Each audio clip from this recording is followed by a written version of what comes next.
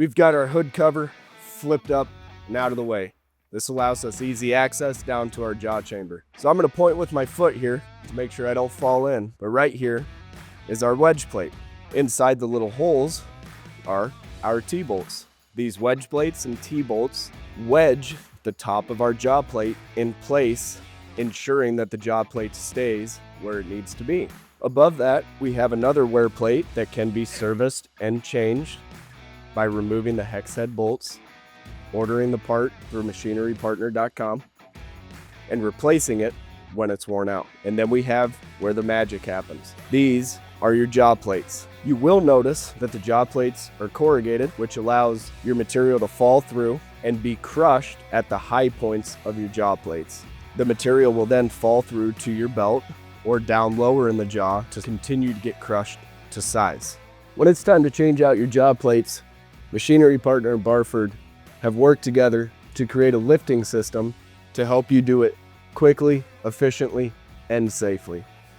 If you look down in the middle, you'll notice 2 holes, one on each side of the jaw plate.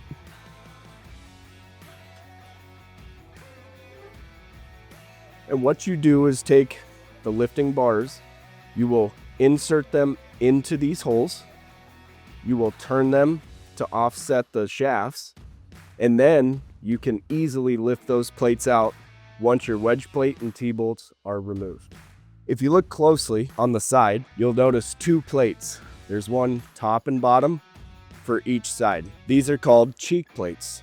The cheek plates prevent material from wearing through the non-serviceable components of your jaw box, being the sides. You can service and replace these cheek plates easily by opening up your side covers, removing the T-bolt retainers, popping them out, and pulling the cheek plates up out of the top.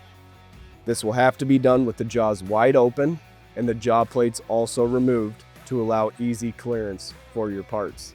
When you go back together, make sure that you tighten everything to torque and you apply torque seal for quick and easy inspections in the future. I hope these tips have been helpful. I look forward to seeing you again on the next Machine Chat.